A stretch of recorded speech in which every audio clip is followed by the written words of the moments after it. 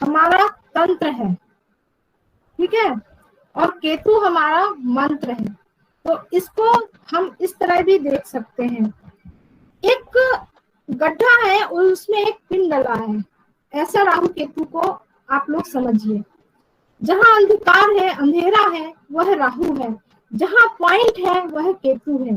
तो देखिए आपकी कुंडली में पॉइंट कहाँ है, आपकी लाइफ का पॉइंट, आपके जीवन का उद्देश्य कहाँ रुक गया है।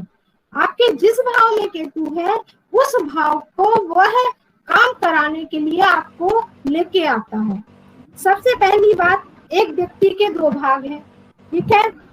अगर हम धोती फाड़कर रुमाल या रुमाल को धोती बना देता है वह राहु है, पर केतु ऐसा नहीं करता है। मैं भी केतु की दृष्टि आत्मा की दृष्टि को मानती हूँ, क्योंकि उसके पास एक ऐसी दृष्टि है जो आत्मा की दृष्टि है, इसलिए सूर्य में यह बहुत महत्वपूर्ण रोल अपनाता है। अब देखिए, अगर मुख की बात कर रहे हैं तो राहु है, विस्तार की बात कर रहे हैं तो राहु है, अंधकार की बात कर रहे हैं तो राहु है, और इच्छाओं का नशा है। मतलब आपको 1 रुपए मिला, आप 10 चाहेंगे तो राहु है। जहां आपको 10 मिला और आपके अंदर है कि नहीं 1 भी मिलता तो ठीक था, वहां केतु है। तो इसको हम राहु केतु को समझ सकते हैं किसी के घर के मकान को देख के। कैसे? आपका घर का जो दरवाजा है वह राहु है, चौड़ा है, जो बंद है, पीछे पूछ है, वह केतु है। तो देखिए, बोला जाता है कि पीछे को बहुत समेट के रखा जाता है, क्योंकि वहां की एनर्जी वास्तु के हिसाब से सबसे ज्यादा पावरफुल होना चाहिए, क्योंकि वह लॉर्ड के सेंटर पॉइंट को आती है। तो इस सेंटर पॉइंट की एनर्जी को केतु से देखें। इसलिए हम केतु की अगर बात कर रहे हैं तो केतु का कोई नहीं है चेहरा, हम मुखौटा की बात कर रहे हैं। अगर मुखौटा लगा दिया जाए केतु को तो आप उसका वास्तविक स्वरूप पहचान ही नहीं पाएंगे। इसलिए केतु को ऐसा बोला गया है कि उसकी दृष्टि ही नहीं है। जैसे सर्कस होता है या रामलीला में जो पात्र होते हैं, उस तरह से हम केतु को समझे। केतु किसको कहां से कहां पहुंचा देगा अप एंड डाउन में, वह व्यक्ति खुद भी नहीं जान पाता है। इसी तरह हम किसी चीज को अंत कर रहे हैं, शुरू तो राहु कर देगा पर अंत हम केतु से करेंगे। तो इसलिए केतु को 12वें भाव का, मीन का स्वामी कहा है, हमारे पैर का स्वामी कहा है, इसीलिए गुरु के चरण कहा गया है। ऐसा हम इसको समझ सकते हैं। अब मैं बहुत अच्छी एक बात बताने जा रही हूँ। श्री हरि के चरण, श्री हरि मीन राशि में है ना, तो हरि के चरण, गंगा जल का प्रवाह, चंद्र केतु है, लोग कहते खराब है, मैं कहती हूँ गंगा जल है। आपके पास चंद्र केतु साथ में है कुंडली में, आपके पास गंगा जल बनता है जो कि मोक्ष प्रदान करता है। ऐसे हम इसको समझे। मोक्ष यानी जिस काल से मुक्ति मिल जाए, मरने से नहीं, काम से मुक्ति। इसलिए हमने घर मकान के पीछे को भी केतु कहा है। नींव के मुहूर्त में भी राहु केतु की प्रिय वस्तु क्यों डाली जाती है? इसीलिए डाली जाती है कि हम घर का आगे का हिस्सा अच्छा रखें और पीछे का हिस्सा अच्छे लगे। काल सर्पयोग भी यही है। राहु केतु दो विपरीत इच्छाएं, हमारी इच्छा शक्ति है, एक की प्राप्ति होती है और एक छुड़ाता है। देखिए, आपको एक चीज को लेने की इच्छा और एक केतु आपको छुड़ाने की इच्छा रखता है। तो ये सुख दुख है, इसलिए कुंडली में सुख दुख हमेशा लगे रहते हैं। तो राहु केतु नहीं है तो आपकी कुंडली भी नहीं है। दोनों ना हो तो कुंडली किसी काम की नहीं है। दोस्तों, मैं आपको इसलिए बता रही हूँ, आकाश में काल सर्पयोग बनता है, कुंडली में नहीं बनता। आकाश में काल सर्पयोग बनता है क्योंकि ये पॉइंट्स हैं। इन पॉइंट्स को साइंस की दृष्टि से देखिए तो आपको और समझ में आएगा डीपली कि हम इस काल सर्पयोग को कहाँ देख रहे हैं। यह आकाश में जब बनता है तो कोरोना जैसी महामारी आ जाती है। आप लोग इसको बहुत अच्छे से खगोल में देखिएगा, आपको ये समझ में आएगा। चंद्र और केतु अगर कर्क राशि में है तो यह चरणामृत है, अगर यह कर्क राशि में है तो यह चरणामृत है। इसमें अब आप समझिए, कोई 7 पॉइंट है, कोई पैना हथियार है, वह सारे कार्य की तीव्रता है, वह सारी केतु का है। केतु मैच्योर ग्रह है, बिल्कुल मैच्योरिटी की ओर ले जाएगा। जिनके बाल पके हुए हैं वह केतु है। इसलिए साधु संत सफेद बाल रखते हैं। आज हमने हमने अपने केतु को खत्म कर दिया है। क्यों? हम लोग बाल को काला कर रहे हैं, राहु को अपना रहे हैं। केतु कहीं ना कहीं डिस्टर्ब है। केतु के कारण से ही महामारी आई है। आप लोग बहुत ध्यान से इस चीज को नोटिस करिए कि केतु, जैसा कि पिछले वक्ता ने बोला कि ना फॉलोवर्स, इस समय किसके फॉलोवर्स सबसे ज्यादा है? आप लोग चुप हो जाएंगे, मोदी जी, है ना। तो देखिए, आप कोई अंध व्यक्ति की बात हो रही हो, किसी की भी बात हो रही हो, केतु हमें नक्षत्रों के हिसाब से फल देगा। आप अपनी कुंडली में भाव के साथ साथ नक्षत्रों को बहुत ध्यान से देखिए। बिना मस्तिष्क की ऐसी खोज जो आत्मा से जुड़ी हुई हो, वह हमारा केतु है। क्षीर सागर में विष्णु भगवान शेषनाग के ऊपर है। केतु चंद्र जो आनंद है, जो हमारे जीवन का आनंद है, वह कहीं नहीं है। मन में निगेटिव विचार नहीं है, वहां सब अमृत है। जहां हमें निगेटिव विचार है, वहां पे अमृत है ही नहीं। जल में दिव्यता को प्रदान करने वाला गंगा जल की बूंद मिलाते हैं, वैसे ही जीवन में केतु को हमें रखना चाहिए। अभी केतु के 7 अंक की चर्चा भी हुई है। हम बता रहे हैं, कल मैंने एक बात कही थी, मेरी एक मीटिंग थी अखिल भारती में। केतु डिसअपॉइंटेड है। किसी चीज में आपको धोखा मिलेगा कि आपको प्रेम मिलेगा, नहीं मिलेगा, यह आपको 7 अंक बताता है। यह एक सिग्निफिकेटर के रूप में होता है। यह हमको संतान भी देता है, कुल का दीपक होता है। इसलिए कुल देवी की पूजा हम केतु से देखते हैं। अगर किसी का केतु बिगड़ा है तो आप उसे कुल देवी की पूजा जरूर कराना चाहिए। अगर आप कुल देवी की पूजा नहीं कराएंगे तो उसका कितना भी उपाय कर लेंगे, वह उपाय उसको काम नहीं आएगा। तो यह चीज बहुत जरूरी है। बहुत शीघ्रता से समझने की क्षमता अगर है तो केतु में है, क्योंकि वह आत्मा की है और आत्मा हमेशा गलत नहीं होती है, सही होती है। यह एक कार्मिक ग्रह है। मैंने मेडिकल एस्ट्रोलॉजी में इसे जैविक गुण सूत्र यानी डीएनए का फार्मूला जो है वह केतु से जुड़ा हुआ है। इसका प्रतिनिधित्व करता है क्रोमोसोम्स का। जो क्रोमोसोम्स होते हैं वो हमारा केतु होता है। केतु एक्चुअली में रेट्रो होता है। राहु केतु हमेशा रेट्रो के फल देते हैं। इसलिए आप सब जब भी राहु केतु के फल देंगे, नक्षत्र से भी दीजिए और एक घर पीछे से भी दीजिए, क्योंकि वह रेट्रो होके भी कई बार फल देता है। आप सोचते हैं कि हमने तो बताया था, ये हुआ नहीं। इसका कारण यही होता है। अग्नि तत्व राशि में यह संधि काल में होता है। संधि काल को समझ सकते हैं आप लोग। जब भी ट्रांसफर हो रहा होता है मीन से लेके हम जब भी मेष में जाते हैं तो वह संधि काल होता है। इसलिए गणनांक मूल भी यहाँ पे कहे गए हैं। अश्विनी नक्षत्र यानी नया करने की इच्छा। मैं तीनों नक्षत्रों को बहुत अच्छे से ऊर्जा को बता रही हूँ।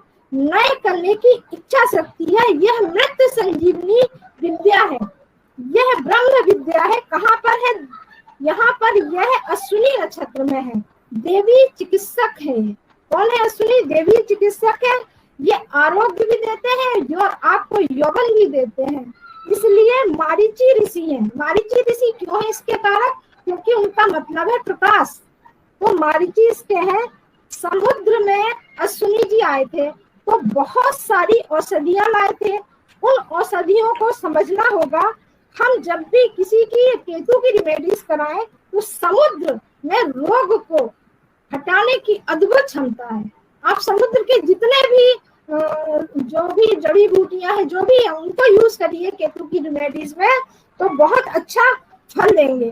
साथ ही साथ राहु जब रोग देते हैं तो ठीक नहीं होता है जल्दी। अगर हम केतु की रिमेडीज देंगे तो राहु जल्दी ठीक होंगे। आपको ये समझना होगा। साथ ही साथ राहु केतु बहुत रहस्यमय ग्रह है। किसी विद्या को समझना बेहद मुश्किल है। अगर हम सुई की नोक को समझ सकते हैं तो आसमान के विस्तार को भी समझ सकते हैं। दोनों ही स्वभाव में रहस्यमय है, अचानक ही देते हैं। इसके साथ साथ सिंह के मघा की बात कर रहे हैं। बलवान है, उत्कृष्ट है, पर सिंह का मघा परोपकारी है। परोपकारी क्यों है? क्योंकि आत्मज्ञान। यहाँ पे कौन सा ज्ञान मिल रहा है हमें? आत्मा का ज्ञान। आत्म साक्षात्कार का कारक मघा नक्षत्र होता है। यह जेनेटिक कोड है। यहाँ पे हमारा जो जेनेटिक कोड होते हैं वह है। ये पूर्वजों के देवता माने गए हैं। जिनको भी मतलब कैसी बीमारी है, वंशानुगत यानी जिनको हेरिडिटी बीमारी है, उसका कारण उसके दोषों को अगर देखना है तो मघा नक्षत्र को जरूर देखिए। अगर उसकी कुंडली में जिस भी राशि में या जिस भी ग्रह के साथ मघा नक्षत्र जुड़ रहा है उसको जेनेटिक बीमारी होने की बहुत सारी संभावना है, और यह पीढ़ियों दर पीढ़ियों चलती है। तो ये जेनेटिक वंश परंपरा के रूप में होता है, क्योंकि यह जल तत्व है। आप अभी ध्वजा की बात कर रहे थे, ध्वजा सिर्फ मघा में फहरती है, ध्वजा सिर्फ मघा में फहरती है क्योंकि सिंह राशि होती है, इसलिए दशम भाव का कारक तत्व है। और इसके ऋषि अंगिरा ऋषि है। अंगिरा ऋषि क्यों है? अंगारा सा दहकता हुआ रूप, ऐसा समझ सकते हैं, इसलिए इसको माना गया है। हम अब धनु मूल नक्षत्र की बात कर रहे हैं। बिच्छू का डंक, अगर आप देखिए अभी मूल ने समूल नष्ट किया, धनु राशि का जब केतु आया उसने समूल नष्ट कर दिया। जब से धनु राशि के केतु आए हैं मैंने देखा था कुछ चीज बिल्कुल नष्ट होने वाली है। अब क्या नष्ट होने वाली नहीं समझ में आती है। भाई विद्वान है हम, पर हम भगवान नहीं है। तो कोई चीज नष्ट होने की ओर थी, और जितने भी बैक्टीरिया विषाणु का कारक यहाँ पर मूल होता है, क्योंकि जड़ है, जड़ के अंदर बहुत सारे ऐसे जीव जंतु पनपते हैं, जैसे कि कोरोना वायरस था, है ना। तो औषधीय निर्माण के लोग या रोग चिकित्सा की बात हम कर रहे हैं, क्योंकि वैक्सीन बन गई, बहुत सारी वैक्सीन बनी, बहुत सारे लोगों ने जीव रक्षक गोलियां खाई, आयुर्वेदिक में भी खाई, सब में खाई, इसीलिए खाई क्योंकि इस समय मूल नक्षत्र था। मूल नक्षत्र हमें देवी नती यानी काली इसकी कारक थी, काली देवी इसकी कारक थी। यहाँ पर नवादा भक्ति देखना है, किसी की 9 तरह की भक्ति देखना है तो मूल नक्षत्र से आप देख सकते हैं। वहीं पर कोई खोज हो रही हो, रिसर्च का कारक होता है मूल नक्षत्र, इसलिए यहाँ वैक्सीन की खोज हुई, बहुत वैक्सीन बन रही है, इसीलिए खोज हो रही है। यह वायु तत्व है, इसमें यह प्राण शक्ति का कारक है, इसलिए ऑक्सीजन की कमी हुई थी दोस्तों, क्योंकि यह प्राण शक्ति का कारक है। और पुलस ऋषि इसके वो थे। इस तरह से अगर देखा जाए तो अश्विनी हमारे आत्म भाव का है, मघा पुष्ट हुआ नक्षत्र है, और मूल हमें परम पर पहुंचाता है।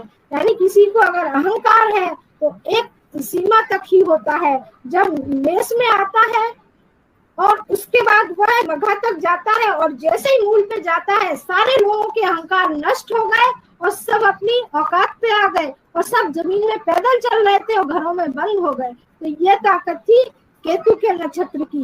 कालिदास जी ने राहु केतु को उच्च और सशक्त बताया है, धनु में केतु उच्च का बताया है, मीन में स्वामी केतु बताया है। इसी तरह केतु को तीसरे भाव में सबसे ज्यादा शुभकारी माना है। दंडी स्वामी मठाधीश की जो बात हो रही थी, ये एक चर्चा का बहुत बड़ा विषय है, इस पे जरूर चर्चा होना चाहिए। जो गठान होती है ना, गठान, ये केतु की गठाने होती, 108 दंडाधिकारी, 1008 दंडाधिकारी, ये सब केतु के काम है जो गठान लेते हैं। दीदी अलग से ध्यान रखेंगे। हाँ बिल्कुल रखना चाहिए। अगर आप लोग को आगे सुनना है तो सुनिए, क्योंकि मैं नक्षत्रों के हिसाब से मेडिकल एस्ट्रोलॉजी को लाई थी बस। मैम हम आपको सुनना चाहते हैं, परंतु समय सीमा के अंदर पूछ लिया, क्योंकि हमें पूरा सेशन आपके साथ रखना चाहेंगे। 1 घंटे का, उसके लिए हम आपको पर्सनली कांटेक्ट करेंगे। इतना फेमस है, इसका कारण आपका केतु है। आप परिवार की कुंडली में केतु देख लीजिए, जिस बच्चे की कुंडली में केतु जहाँ बैठा है उसका वह भाव है। मेरे बेटे का 4थे स्थान में उसकी माँ फेमस है, हमारे पति का 7वें स्थान में है, उसकी पत्नी फेमस है। एक छोटा सा ट्रिक है मेरा। दीदी आपने बहुत अच्छा बताया, और आपने मूल नक्षत्र का जो बताया कि केतु जब से आया हुआ है बहुत ही उसने डिस्टर्ब किया है। इसी प्रकार जब केतु विशाखा नक्षत्र में जाता है और राहु आपके केतका नक्षत्र में जाता है, तब भी अग्निकांत और मृत्यु परेशानियां देता है। जैसे जम्मू कश्मीर के टाइम पे, जम्मू कश्मीर का टाइम देख लीजिए, सोवियत संघ रूस का देख लीजिए, उसके बाद गुजरात का कांड देख लीजिए। इसी प्रकार दिसंबर के बाद, दिसंबर से हम लोग जानना चाहेंगे कि अगला साल हम लोग किस तरह की लड़ाई नवंबर से लेके अगले 8-10 महीने केतु विशाखा नक्षत्र में रहेगा, जनवरी फरवरी से। जैसे कि देखिए ओमकार जी, समझना चाहिए ये सच में एक वेपन था, जो हम लोगों को कोरोना वायरस के रूप में मिला है, क्योंकि बहुत अच्छा है जो आपने बताया, बहुत बढ़िया बताया। आप लोग ज्योतिषाचार्य हैं, इस पे जरूर विचार करिए, इसी के बिल्कुल करेंगे। इसी में जो मैडम कोई बुक दसो जी। ये कौन सी बुक में बहुत बढ़िया बढ़िया ऋषियों के नाम बताए इन्होंने? वो आपको बता दिए जाएंगे। जी जी। और कृतिका नक्षत्र में जब राहु जाएगा और विशाखा नक्षत्र में केतु जाएंगे, ये पीरियड बहुत ही अच्छा नहीं जाएगा, सभी लोग ध्यान रखिएगा। बाकी अगले वक्ता को बुलाया जाए, जो हमारे गजेंद्र सरकार जी ग्वालियर से। जी गजेंद्र सरकार जी, गजेंद्र जी ग्वालियर से हैं। सर को कोई इंट्रोडक्शन की जरूरत नहीं है, ये स्वयं में प्रकाशित सूर्य हैं। सर गजेंद्र सरकार जी, प्लीज